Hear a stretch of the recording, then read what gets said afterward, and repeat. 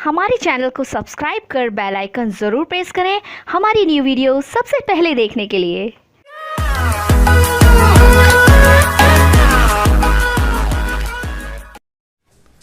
Hello friends, welcome to our YouTube channel competition math point. दोस्तों, हम लोगों ने RRB NTPC stage 1 set practice को स्टार्ट किया था, जिसमें हम लोगों ने सेट नंबर 20 तक देखा था। आज हम लोग 21 नंबर सेट को देखेंगे। दोस्तों, स्टार्ट करने से पहले यदि आपने हमारे चैनल को अब तक सब्सक्राइब नहीं किया है तो सब्सक्राइब कर लीजिए, जिससे कि आपको RRB NTPC stage 1 set practice का सोल्यूशन मिलता रहेगा। साथ ही साथ आप हमें फेसबुक, ट्विटर, इंस्टाग्राम तीनों पे फॉलो कर सकते हैं। मैंने डिस्क्रिप्शन बॉक्स में लिंक दे दिया है, जहाँ से आप मुझे इन प्लेटफॉर्म पे सोशल मीडिया प्लेटफॉर्म पे फॉलो कर सकते हैं। तो चलिए शुरू करते हैं। दोस्तों, बहुत सारे स्टूडेंट अब ऐसे हो गए हैं कि वीडियो को ना वॉच कर रहे हैं, ना लाइक कर रहे हैं, ना कमेंट कर रहे हैं। तो यार ऐसा मत कीजिए, लाइक कमेंट किया कीजिए, जिससे कि वीडियो ना देखिए लेकिन लाइक कमेंट जरूर किया कीजिए। चलिए शुरू करते हैं, देखते हैं क्या कहता है आज का प्रश्न। ओके, तो देखिए पहला नंबर प्रश्न ही हमारा मैथ का है। प्रश्न है कि 243 पे पावर 0.13। देखिए, जब 243 पे पावर 0.13 इंटू 243 पे पावर 0.07, तो जब बेस सेम है और गुना में हो तो पावर क्या होता है, जुड़ जाता है। तो हम लोग इसको डायरेक्ट लिख सकते हैं 243 पे पावर, दोनों को जोड़िएगा 0.13 और 0.07 को, तो हो जाएगा 0.20। ठीक है, बट्टा में यहाँ 7 है, इसको भी बेस 7 के फॉर्म में लिखेंगे तो इसको इस प्रकार लिख सकते हैं 7 पे पावर 0.25 है, इंटू 49 को लिख सकते हैं 7 का स्क्वायर, इंटू में 0.075, इंटू में इस 343 को लिख सकते हैं 7 का क्यू। 7 का क्यू होता है 343, पावर में 0.2। ओके, अब देखिए ऊपर में 243 किसका, अगर इसको 3 के फॉर्म में लिखेंगे तो 3 टू दी पावर 5 लिखना होगा। ठीक है, 3 पे पावर 5 होता है 243। ओके, और पावर में कितना है 0.20 बट्टा में। यहाँ देखिए ये 7 ये 7 ये 7 तीनों का बेस सेम है तो पावर जुड़ेगा, यानी कि 7 पे पावर कितना हो जाएगा, यहाँ 25 रहेगा 0.25 प्लस, यहाँ पे 75 दूना 150 यानी कि 0.15 प्लस, यहाँ 3 दूना 6 0.6। चलिए, तो ऊपर में कितना हो जाएगा 3, 20 25 100 यानी कि 1.0। नीचे में जोड़ेंगे 7 पे पावर 25 5 30 और 10 40, और ये पॉइंट क्या है, एक जीरो अपने मन से लगा सकते हैं। 40 60 100 होता है, यानी कि 1.00 आएगा, यानी कि 3 पे पावर 1 3, 7 पे पावर 1 3/7 हो जाएगा इसका राइट आंसर। ठीक है, देखिए 3/7 है बी नंबर। चलिए आगे देखिए चौथा। एक व्यक्ति अपनी वस्तु को 20% लाभ पर बेचना चाहता है, लेकिन उसने उस वस्तु को 480 रुपये में 20% की हानि पर बेच दिया। तो आरंभ में उसे किस मूल्य पर बेचना चाहता था, 20% लाभ पर बेचना चाहता था, इसका मतलब 120%। बेचा कितना में नहीं पता है, लेकिन उसने कितना में बेचा, 480 रुपया में बेचा। तो 480 में जब बेचा तो उसको 20 का हानि हुआ, यानी कि 80% पे बी का होगा। बस x का वैल्यू निकाल दीजिए, x का वैल्यू निकालिएगा तो 480 गुना में 120/80, 1 0 से 1 0 8 6 48। तो x का वैल्यू कितना हो जाएगा, 12 सत्ते 12 6 72, 72 मतलब 720 रुपये। तो कितना में बेचना चाहता था, 720 रुपया में। ठीक है, आगे देखिए 7। प्रश्न है कि 60 सेंटीमीटर व्यास वाला एक बेलनाकार बर्तन आंशिक रूप से भरा हुआ है। बेलनाकार है, ठीक है, तो बेलन का आयतन क्या होता है, πr²h। ठीक है, πr², देखिए r²h कहता है कि आंशिक रूप से भरा हुआ है। 30 सेंटीमीटर व्यास वाले एक गोले को धीरे से बर्तन में गिराया जाता है। किस में गिराया जाता है, गोले को। ठीक है, गोले को गिराया जाता है, यानी कि गोला का आयतन क्या हो जाएगा, 4/3 πr3। ठीक है, तो गिराया जाता है। पानी में पूरी तरह से डूब जाता है। बेलनाकार बर्तन में पानी कितना ऊपर उठ जाएगा ये बताना है। देखिए ये बेलनाकार एक बर्तन है मान लेते हैं। ठीक है, ये बेलनाकार, इसमें एक गोला डाला गया, इसमें एक गोला डाला गया, तो पहले पानी इतना रहा होगा। ठीक है, पानी पहले इतना रहा होगा। जब इसमें ये गोला डाला गया तो ये पानी, सीधी सी बात है, गिलास में आधा गिलास पानी रहेगा, उसमें एक आध तो गिट्टी डालते हैं तो पानी का लेवल क्या होता है, ऊपर उठता है। आपने कौवा वाला कहानी सुना होगा कि कौवा जो है मटका में गिट्टी डालकर पानी को ऊपर लाता है। तो वही हमसे प्रश्न पूछा है कि इसमें एक गोला डाला गया तो ये पानी जो है कितना ऊपर उठा ये बताना है। तो दोनों के आयतन को आपस में क्या कर दीजिए, बराबर कर दीजिए। ओके, बस पाई दोनों में है तो कट जाएगा आर। देखिए कि 60 सेंटीमीटर व्यास वाला एक बेलनाकार बर्तन है, यानी कि 60 सेंटीमीटर है व्यास वाला बेलनाकार। ठीक है, तो त्रिज्या कितना हो जाएगा, आधा, 60 का आधा 30, स्क्वायर है तो 2 बार लिखेंगे 30 30। हाइट में कितने की वृद्धि होगी ये हमको निकालना है, तो हाइट नहीं पता है तो h 4/3 गोला का आयतन इंटू में r³ गोला का जो कितना सेंटीमीटर, 30 सेंटीमीटर व्यास वाला है। तो ये व्यास दे रखा है, त्रिज्या क्या हो जाएगा आधा, यानी कि 15, 3 बार लिख लीजिए, 15 इंटू 15 इंटू 15, 15 दूना 30, 15 दूना 30, 2 दूना 4 से ये 4 कट गया, 3 5 15, यानी कि हाइट कितना उठेगा 5 सेंटीमीटर। देखिए ऑप्शन में डी। ओके, आगे देखिए 11 नंबर। 100 मीटर लंबी एक रेलगाड़ी 30 किलोमीटर की गति से चल रही है। प्लेटफॉर्म पर खड़े एक व्यक्ति को पार करने में रेलगाड़ी को कितना समय लगेगा। समय हमको बताना है। समय बराबर क्या होता है, देखिए चाल बराबर होता है दूरी बट्टा समय। समय बराबर हो जाएगा दूरी बट्टा चाल। ठीक है, दूरी कितना है 100 मीटर है, चाल कितना है 30 किलोमीटर प्रति घंटा है। इस मीटर किलोमीटर प्रति घंटा को मीटर प्रति सेकंड में बदलेंगे तो 5/18, तो 18 कहाँ चला जाएगा ऊपर। ठीक है, 1 0 से 1 0, 3 6 18, 5 दूना 10, यानी कि 6 गुना 2 कितना लगेगा 12 सेकेंड। ठीक है, बी नंबर। आगे देखिए 17 नंबर। ए 5 घंटे प्रतिदिन काम करके किसी काम को 8 घंटे में कर सकता है। 5 घंटे प्रतिदिन करके 8 घंटे में कोई एक काम कर सकता है। ठीक है, जबकि बी उसी काम को 6 घंटे प्रतिदिन करके 10 दिनों में कर सकता है। ये ए है, ठीक है, ए, और यहाँ पे ये बी है। ठीक है, तो कहता है कि दोनों मिलकर 8 घंटे प्रतिदिन काम करे तो कितना काम खत्म कर देगा एक दिन में। ठीक है, तो देखिए कुछ नहीं करना है, इसको इस प्रकार लिखिए कि ए जो है 8 5 40 काम करता है और बी जो है 6 10 6 60 काम करता है। ठीक है, ये टाइम था। स्पीड में बताइएगा 40 और 60 का एलसीएम 120, 40 तिहाई और 60 दूना। कहता है कि यदि दोनों मिलकर 8 घंटे प्रतिदिन काम करें तो दोनों का स्पीड कितना है 3 2 5, 5 के स्पीड से 8 घंटे प्रतिदिन करे तो 8 5 40 काम करेगा। ठीक है, अब 40 के स्पीड से टोटल काम करना है 120, तो डिवाइड बाई 40, 1 0 से 1 0, 4 तिहाई, यानी कि कितना दिन में समाप्त कर देगा 3 दिन में, जो कि डी नंबर है। ओके, आगे 22। 5,000 की राशि 10% वार्षिक की दर से 3 वर्षों का चक्रवृद्धि ब्याज कितना होगा। तो देखिए 5,000 रुपया है, 10% आप निकालिएगा, 10% हटाइएगा तो प्रतिशत के लिए 2 जीरो, यानी कि 500 रुपया। 1 साल का ब्याज हो गया 500 रुपया। हमको कितने साल का निकालना है 3 साल का, तो दूसरा साल भी 500 लगेगा, तीसरा साल भी 500 लगेगा। लेकिन ये तो चक्रवृद्धि ब्याज हमसे पूछा है। चक्रवृद्धि ब्याज क्या होता है, ब्याज के ऊपर ब्याज लगता है। तो 500 पे फिर 10% निकलेगा तो कितना रुपया निकलेगा 50 रुपया। देखिए 500 का आप 10% निकालिएगा, प्रतिशत हटाइएगा तो 100, 2 जीरो से 2 जीरो, 10 5 50। अब देखिए फिर टोटल इतना के ऊपर ब्याज लगेगा 50 50, मतलब कि 100 और 100 1050 रुपया भी अब ब्याज लगेगा। कितना 10%, प्रतिशत हटाइएगा तो 100, 1 जीरो से 1 जीरो, यानी कि 105 रुपया यहाँ लगेगा। 5 तिहाई 1500 रुपया इधर ब्याज आ गया और इधर आ गया 155 रुपया, यानी कि कितना हो गया 1655 रुपया ब्याज। टोटल ब्याज कितना हो गया 1655 रुपया, बी नंबर। ठीक है, दूसरे तरीके से अगर प्रतिशत लेकर चलिएगा दर प्रतिशत, तो पहला साल 10%, दूसरा साल 10%, तीसरा साल 10%। यहाँ पे 10 का 10% निकालिएगा तो 1 आएगा। इसी प्रकार फिर 10 10 20 और 1 21 का 10% निकालिएगा तो 2.1 आएगा। ये टोटल हो जाएगा ब्याज, जोड़िएगा तो 33.1 आएगा। 33.1% बराबर हो गया ब्याज। ब्याज नहीं पता है तो x 100% का वैल्यू हमको दे रखा है कितना 5000। क्रॉस गुना करके आप x निकाल सकते हैं। x बराबर कितना हो जाएगा 5000 गुना 33.1 बट्टा में 100। इस पॉइंट को हटाएंगे तो एक और जीरो, 3 जीरो से 3 जीरो, तो 5 को 1 से तो 5, 5 तिहाई 15, 5 तिहाई 15, 1 16, 1655। ठीक है, तो ये हम लोग दर प्रतिशत लेकर कर लिए और यहाँ पे ब्याज निकाल कर बना लिए। ओके, तो जो अच्छा लगे उससे कीजिए। चलिए आगे देखिए 25। प्रश्न है, जब मूल्य में 12% की वृद्धि हो जाए तो ये खर्च वही बनाए रखने के लिए खपत में, देखिए पहले खर्च रहा होगा 100, अब 12% की वृद्धि हो गई तो 112 हो गया। अब कहता है कि इसको जो है पहले ही लेखा खर्च रखना है, मतलब जितना खर्च पहले होता था तो पहले तो 100 होता था, तो 100 मतलब करने के लिए कितना घटाना होगा 12, बढ़ा हुआ मूल्य कितना है 112 गुना 100।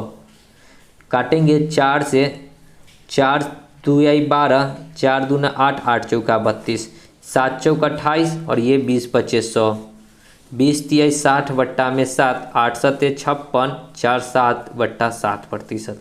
8 पूर्णांक 4 बट्टा 7 देखिए कहाँ है। ठीक है, तो 8 पूर्णांक नहीं दिख रहा है, क्यों नहीं दिख रहा है तो देख लेते हैं। हम लोग काटे हैं 4 से, तो यहाँ 25 चौका 100 होता है। ठीक है, 4 से ना काट रहे थे, 25 दिए 75 यहाँ होगा।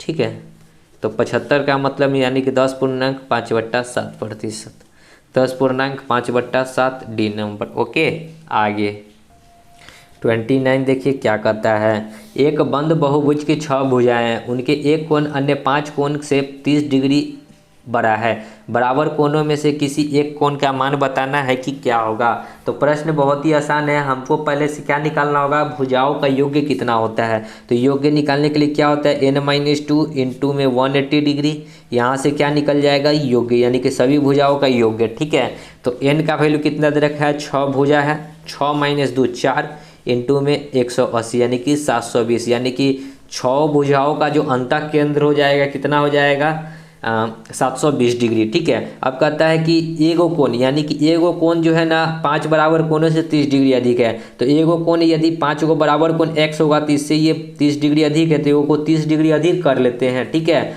और बाकी बात जो एक वो ये कोण हो गया, टोटल 5 को कोण बचा तो 5x इधर हो जाएगा। ठीक है, बराबर सभी मिलाकर कितना हो गया, 720। 5 और 1 6x बराबर ये 30 उधर जाकर घटेगा, तो 720 में से 30 घटेगा तो 690। 6 से इसको काटेंगे, 6 एकम 6, फिर 6 एकम 6, 3 0, 6 एकम 6, फिर 6 एकम 6, 3 0 6 35। तो x का वैल्यू कितना हो गया, 115 डिग्री। हमसे पूछा है कि बराबर कोण में से किसी एक कोण का, तो x से माने थे एक कोण को, यानी कि x का वैल्यू कितना आ गया, 115 डिग्री। ओके, जो कि ऑप्शन नंबर बी है। आई होप कि समझ में आ गया होगा। आगे देखिए 34 नंबर, 1.75, 5.6 और 7 का महत्तम समावर्तक बताना है कि क्या होगा। महत्तम समावर्तक क्या होता है, महत्तम समावर्तक होता है इसका मतलब 62। ठीक है, तो आप ऐसे भी निकाल सकते हैं, 1.75 ये पॉइंट हटाएंगे तो नीचे में 2 0, 5.6 ये पॉइंट हटाएंगे तो नीचे में 1 0, और यहाँ 7 बट्टा का 100 हटाने के लिए क्या करना होगा, सबको 100 से गुना कर देते हैं। ठीक है, यहाँ भी 100 से गुना, यहाँ भी 100 से गुना, यहाँ भी 100 से गुना। ठीक है, ये 100 से 100 कट जाएगा, ये 1 0 से 1 0 कटेगा, यानी कि अब जो डाटा हो जाएगा 175, 560 और यहाँ 700। अब इस तीनों का तो आप HCF निकाल सकते हैं, HCF। ठीक है, क्या कीजिए, छोटा वाला डिजिट से बड़े वाले डिजिट में भाग लगाइए, 560 कितना बार में लगेगा, 103 बार में लगा लेते हैं, 75 दूना 150, 303 बार में, 5 3 15, 7 3 21 1 22, 3 एकम 3 2 5, यानी कि 5 में से 5 जाएगा 5, 10 में से 5 जाएगा 5, 5 में से 2 जाएगा 3, ये कट गया। 35 से 175 कटता है, 5 बार में देख लीजिए, 50 25, 5 3 15 2 17, ये कट गया, यानी कि 35 से क्या ये 700 भी कटेगा, यानी कि HCF जो हमारा होगा कितना हो जाएगा, 35। हमने क्या किया था, यहाँ 100 से गुना किया था, तो यहाँ पे 100 से भाग कर दीजिए, यानी कि HCF कितना हो जाएगा, 0.35।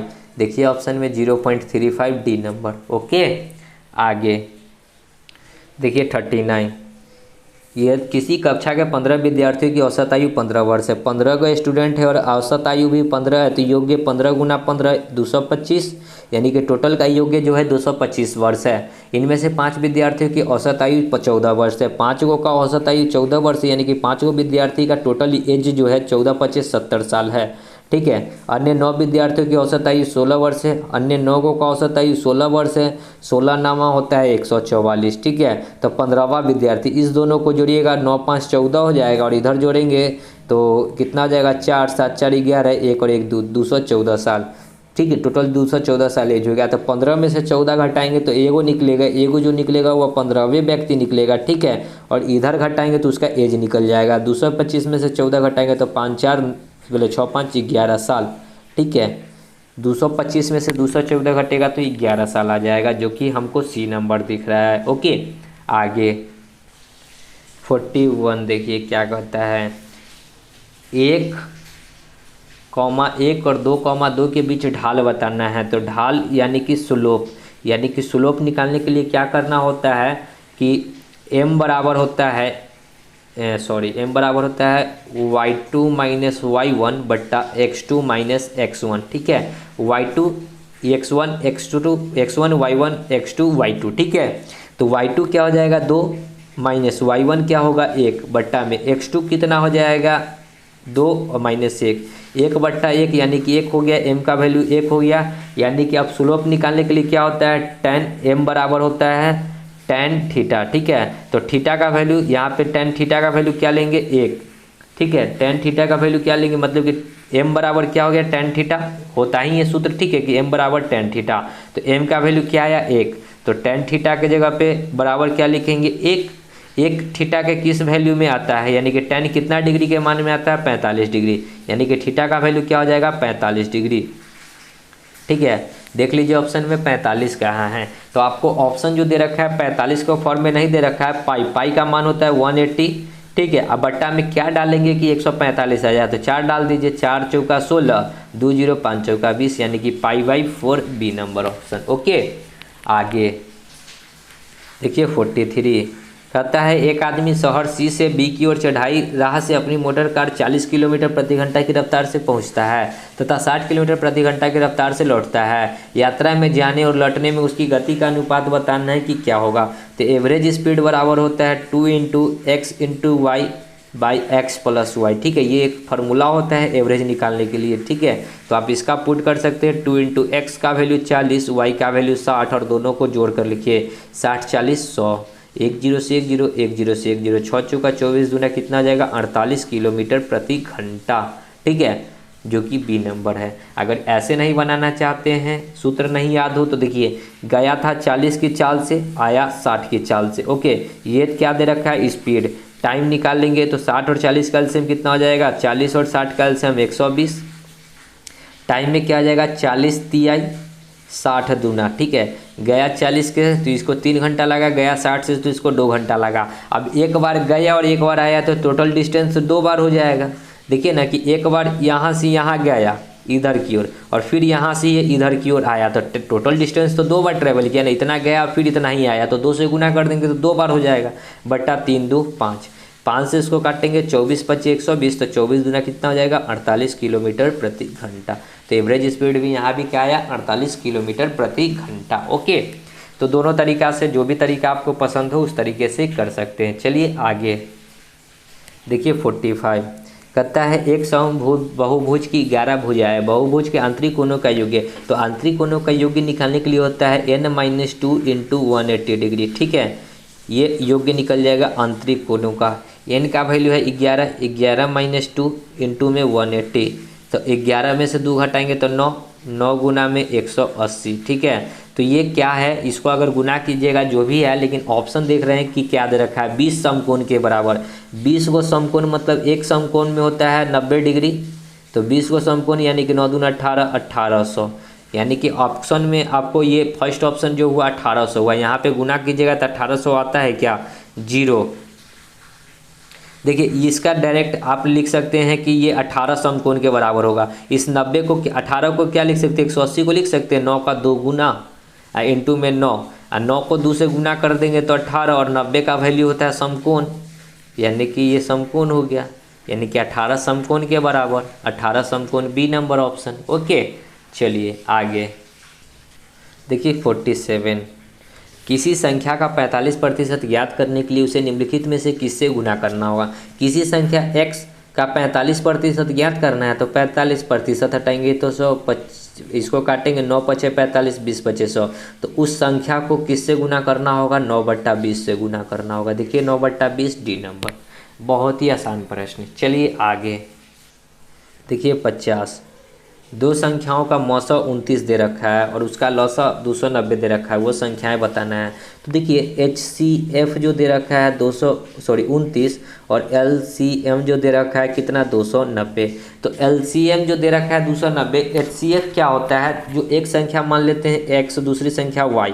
ठीक है, तो x और y जो HCF होगा ये दोनों में मौजूद होगा, यानी कि 29x इंटू में 29y जो हो जाएगा क्या हो जाएगा, संख्या हो जाएगा। ठीक है, तो इस दोनों का अगर हम लोग एलसीएम निकालते हैं, क्योंकि हमको एलसीएम दे रखा है, ठीक है, तो दोनों का अगर एलसीएम निकालेंगे तो जो दोनों में मिलता है वो भी लिखाएगा। ठीक है, तो दोनों में क्या मिल रहा है, 29, यहाँ x है इसमें, तो इसमें x भी होगा, इसमें y है तो y भी होगा, बराबर 290। 29 से 29 कटेगा, यानी कि xy का वैल्यू कितना निकल गया, 10। xy का वैल्यू निकल गया 10। अब हम लोग को यहाँ पे इस प्रकार तोड़ना है, अब 10 को हम लोग क्या कर सकते हैं, फैक्टर बनाइए। 10 को लिख सकते हैं 1 गुना 10, एक बार एक 101 ले 10 से कम 10 यानी कि 10 हो जाएगा। 2 पच्चे 10 भी ले सकते हैं, x का वैल्यू 2 और y का वैल्यू 5। ठीक है, बस यहाँ पे पुट करके संख्या बना दीजिए। 29 इंटू एक्स का वैल्यू पहले 1 लिए हैं, 29 इंटू वाई का वैल्यू 10 लिए, यानी कि संख्या क्या बनेगा 29 और 290। एक संख्या तो ये बन सकता है 29 290। ठीक है, दूसरा संख्या क्या हो जाएगा, 2 लेकर चलेंगे तो 29 दूना 58। ठीक है, और 29 पचे हो जाएगा तो कितना हो जाएगा, 30 पचे 150 यानी कि 145। ये संख्या, एक संख्या ये बन सकता है। ठीक है, और कोई संख्या बन सकता है, इसी को उलट के भी लिखिएगा तो इतना ही आएगा। ठीक है, तो इसके अलावा और कोई संख्या नहीं बन सकता है, तो ऑप्शन में नहीं दिख रहा है तो डी नंबर ऑप्शन हो जाएगा क्या, इनमें से कोई नहीं। ओके, आगे 52। 400 की राशि 4 वर्षों में 480 हो जाती है। यदि ब्याज की दर 2% बढ़ा दिया जाए तो नया मिश्रधन बताना है। देखिए, ब्याज 2% बढ़ाएगा 4 वर्ष के लिए, तो 4 वर्ष में कितना हो जाएगा, 4 दूना 8%। ठीक है, दर क्या होता है, ब्याज क्या होता है, दर एवं समय का गुणनफल। दर 2%, समय 4 वर्ष, तो 8% हो जाएगा। और हम लोग 400 का 8% निकाल देते हैं, ये 400 का। ठीक है, ये प्रतिशत हटाएंगे तो बट्टा में 100 आएगा, ये 2 जीरो से 2 जीरो कट जाएगा, यानी कि ब्याज कितना आएगा, 32 रुपया। तो जो ब्याज होकर मूलधन हो जाता है उसमें जोड़ दीजिए, यानी कि मूलधन कितना हुआ था 480, सॉरी मिश्रधन 4 वर्षों में 480 हो गया मिश्रधन, और इसमें जो है 32 रुपया और ऐड कर दीजिए तो कितना आ जाएगा 512 रुपया।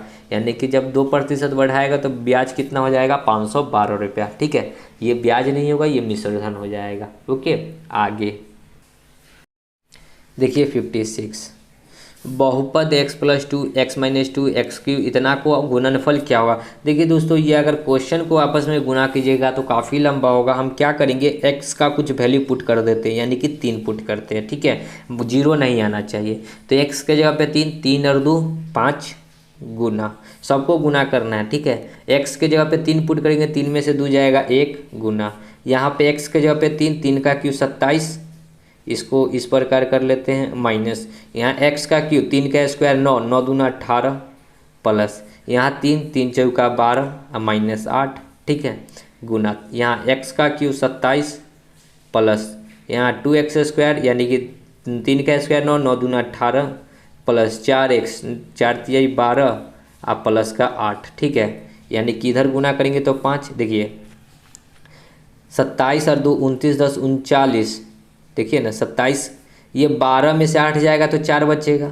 ठीक है, और 27 और 4 31, 31 में से 18 घटेगा तो कितना बचेगा, 31 में से 18 तो 3 और 10 11, 10 और 3 13 बचेगा। ठीक है, 31 में से घटा लीजिए 18 तो 11 में से 8 जाएगा 3, ये 2 में से 1 जाएगा 1 13। ठीक है, गुना यहाँ पे करेंगे 12 8 20, 20 40, 10 50, 8 58 और 7 65, 58 और 7 65 होगा, यानी कि इतना आएगा गुना करने पे। और गुना अगर करते हैं 13 पचे 65 और गुना 65, यानी कि 50 25 और 7 छक 42, 42 25 आना चाहिए। अब ऑप्शन में अगर हम पुट करते हैं, अगर 42 25 आ जाएगा तो हमारा राइट आंसर वही होगा। ठीक है, तो देखिए 1 नंबर ऑप्शन तो हम नहीं चेक करेंगे क्योंकि यहाँ माइनस है और हमको नहीं लगता है कि माइनस करके इतना आ जाएगा। ठीक है, यहाँ पे स्क्वायर भी है तो इस वाली टर्म को हम लोग चेक कर सकते हैं। ठीक है,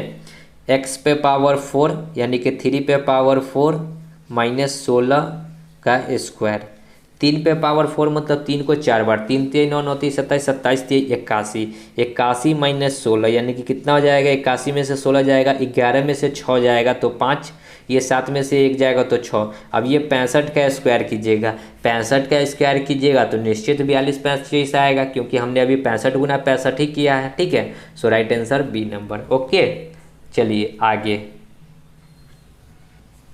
देखिए 60 नंबर प्रश्न है, 6 अंकों से विभक्त होने वाली 3 अंकीय कुल्य कितनी संख्या है। तो 3 अंकों की कुल्य संख्या बतानी है, तो 3 अंकों की यानी कि 100 से स्टार्ट होकर कहाँ जाएगा 999 तक। ठीक है, अगर यहाँ पे 6 से भाग करेंगे तो क्या को संख्या प्राप्त होता है, यहाँ 6 से भाग करते हैं तो देखते हैं कि क्या को संख्या प्राप्त होगा। 6 से ये कटेगा, 6 1 कम 6 4 0, 6 1 36, 16 को आएगा। इसको अगर काटेंगे 6 1 कम 6 3 9 6 1 36, 3 9 6 1 36, 200 166। ठीक है, हमको बताना है कि टोटल कै गो संख्या प्राप्त होगा। तो देखिए कुछ नहीं करना है, 166 में से 160 को 166 में से 16 को घटा दीजिए, क्योंकि 100 से पीछे जो संख्या है सो 16 गो है, और मतलब कि 1 से लेके 999 तक की 166 गो है। तो हमको 1 से तो नहीं बताना है, हमको 100 से 999 तक बताना है, इसलिए 166 माइनस 16, 6 में से 6 जाएगा 0, 6 में से 1 जाएगा 5, 150। तो टोटल 6 से विभाजित कितनी संख्या है? 150। ओके, आगे 63, दो अंकों की एक संख्याओं का गुणनफल y बट्टा x है, यदि उनमें एक संख्या x बट्टा वाई स्क्वायर है तो दूसरी संख्या क्या है, सो बताना है। तो दो संख्याओं का गुणनफल है, मान लेते हैं कि दो संख्याओं का कुछ भी होगा गुणनफल, ठीक है। तो जिसमें से कि एक संख्या हमको दे रखा है, तो एक संख्या k होगा, और एक संख्या हमको दे रखा है x बट्टा वाई स्क्वायर बराबर y बट्टा एक्स। तो यहाँ से k निकालना है, ठीक है। तो k बराबर क्या हो जाएगा, इधर क्रॉस गुना करेंगे तो वाई क्यू बट्टा एक्स स्क्वायर। तो दूसरी संख्या क्या हो जाएगा, वाई क्यू बट्टा एक्स स्क्वायर, वाई क्यू बट्टा एक्स स्क्वायर, एक नंबर। ओके, आगे 72, निम्नलिखित में से अवरोही क्रम में कौन है, घटते हुए क्रम में कौन है, ये हमको बताना है, ठीक है। तो चलिए कुछ नहीं करना है, डाटा को लिखिए 3/5, 7/9 और 6/7। जब ना कटे तो अपने मन से एक जीरो ऊपर में बैठा दीजिए, इधर भाग लगेगा 6 5 30, 9 7 63, 8 7 56, यानी कि सबसे बड़ा वैल्यू क्या है, ये 6/7। हमको लिखना है क्या, घटते हुए क्रम में, तो सबसे बड़ा, उसके बाद इससे छोटा आएगा, ठीक है, इस प्रकार होगा, इससे छोटा। तो 8 के बाद 7 है, यानी कि 7/9, इससे छोटा 3/5। देखिए 6/7, 7/9, 3/5 कहाँ है, डी नंबर, ठीक है। आगे देखिए 77, प्रश्न है, एक व्यक्ति ने 100 रुपया अपने मित्रों में बराबर बांटा, यदि उसके 5 मित्र अधिक होते तो प्रत्येक को 1 रुपया कम मिलता, उसे के कितने मित्र थे ये बताना है। देखिए 100 रुपया था, पहले x मित्र रहा होगा, लेकिन कहता है 5 मित्र अधिक हुआ, तो ये जो 100 रुपया है 5 को अधिक हुआ, पहले x मित्र था, अब x + 5 मित्र हो गया, तो 1 रुपया कम मिलता है, यानी कि इस दोनों का अंतर जो है 1 रुपया है, ठीक है। तो उनके कितने मित्र थे ये बताना है। हम लोग डायरेक्ट यहाँ पे x का वैल्यू जो है ऑप्शन से पुट कर लेंगे, ए नंबर ऑप्शन है 20 पुट करेंगे तो 20 25 100, ठीक है, 20 पुट करेंगे, लेकिन तो यहाँ पे कितना हो जाएगा 100/20, हमको अंतर 1 लाना है, 100/20 और 5 25, 20 25 100, 25 चौका, यानी कि 5 में से 4 जाएगा तो 1 बचेगा ही बचेगा, यानी कि उसके कितने फ्रेंड थे, 20 ही फ्रेंड थे। ओके, आगे नहीं तो आप इसका एलसीएम लेते, क्वाड्रेटिक इक्वेशन बनता है, यहाँ से x का 2 गो वैल्यू आता है, एक निगेटिव एक पॉजिटिव, आप निगेटिव को छोड़कर पॉजिटिव लेकर चलते हैं। ओके, आगे 80 देखिए क्या कहता है, एक समबाहु त्रिभुज की ऊंचाई क्या होगी जिसकी प्रत्येक भुजा 4 सेंटीमीटर है। तो जब समबाहु त्रिभुज की ऊंचाई पूछे और भुजा दे रखा हो तो ऊंचाई का फॉर्मूला होता है, ठीक है, √3/2 इंटू भुजा, ठीक है। तो √3/2 इंटू भुजा दे रखा है 4 सेंटीमीटर, 2 से 2 बार में, यानी कि 2√3 सेंटीमीटर। तो ऊंचाई कितना हो जाएगा, 2√3, सी नंबर। आगे 86 देखिए क्या है, सुरेश तथा संदीप एक व्यवसाय में साझेदार करते हैं। सुरेश ने 5 माह के बाद 5,000 रुपया लगाया तथा संदीप ने 6 माह के बाद 6,000 रुपया निवेश में लगाया। वर्ष के अंत में 610 रुपये के कुल लाभ में संदीप को कितना मिलेगा ये बताना है।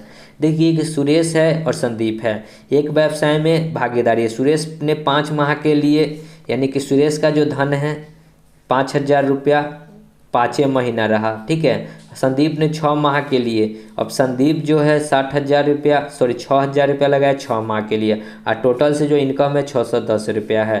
3 जीरो से 3 जीरो ये कट जाएगा, ठीक है, यानी कि 50-25 रेशियो 6:1:36 बराबर 610।